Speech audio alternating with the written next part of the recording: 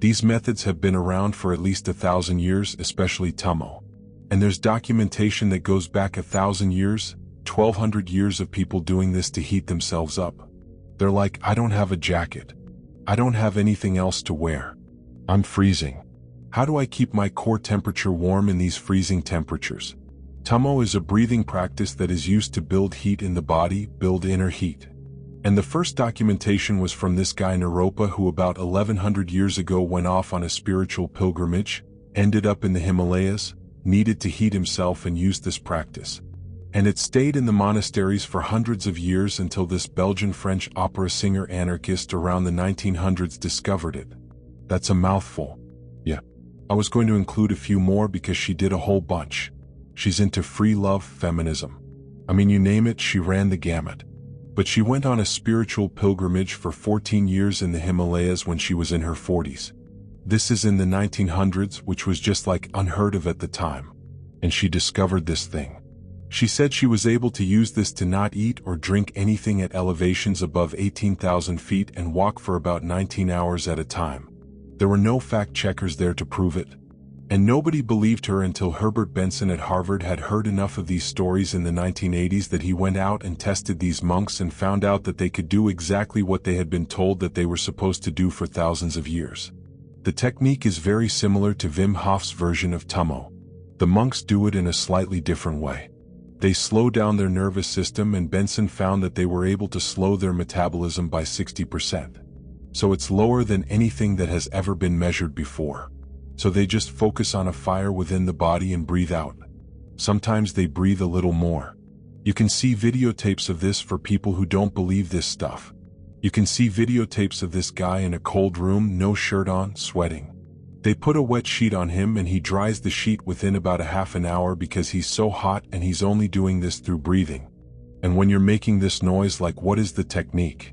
Like you're breathing? Is this like an 80-20 thing where you fully fill the lungs out and let 80% or let 20% out and then breathe in again and let 20% out? That version is much more complicated. The type that the Bon Tummo monks use. So Wim's method does the exact same thing, but he's stimulating the nervous system. So his is 30 huge breaths, breath hold as long as you can, one big breath in, 15-second hold, and then out. And what are these monks doing? They're doing a slower version of it. So I have not practiced that version of Tummo. Why? Because it's really complicated.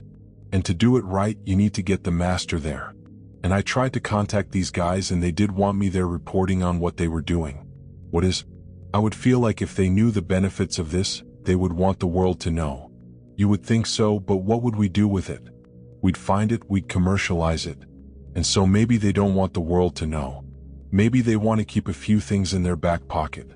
Understanding these ancient practices takes dedication and deep study. If you're finding value in exploring this wisdom with us, please consider subscribing to this channel. We're committed to bringing you knowledge that's been preserved for centuries, and your support helps us continue this work. Now, let's continue with what makes this technique so unique. So what do you know of what they're doing? Why is it so complicated? Because so much of this is a mental practice. It's the breathing. There's some sort of a thought process that goes along with it. Absolutely. And to get that visualization and to be able to focus for that amount of time takes a lot of time. I think one of the reasons that Wim's process is so easy and accessible is you can think about whatever you want while you're breathing that way. You think about emails, think about what you're going to have for dinner, and as long as you're breathing that way, it'll do what it does. And their method requires you to think about very specific things. Think about a fire inside of your belly. Moving your belly in and out. But you know this? I don't know every single step. What other steps could there be? There's fast breathing, there's slow breathing, and there's a ton of mental focus. So there's like 20 steps that you have to go through to really get this right. Are we in danger of losing this? Like it seems like you know about it, but you don't know how to do it. I don't know. I know the elements of it and what I've read online, and who knows how true that stuff is. There's a few guys teaching this. One's in Colorado and the others are in India. Is he in Boulder? He must be in Boulder. Where else? But you think about how many languages that we're losing.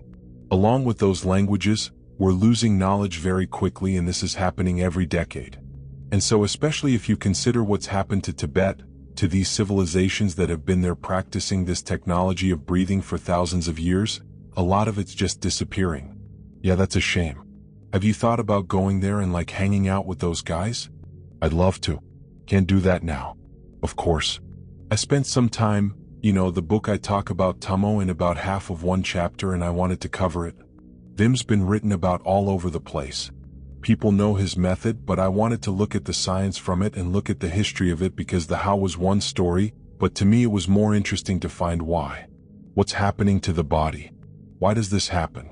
Where does it come from? So that's what I focused on.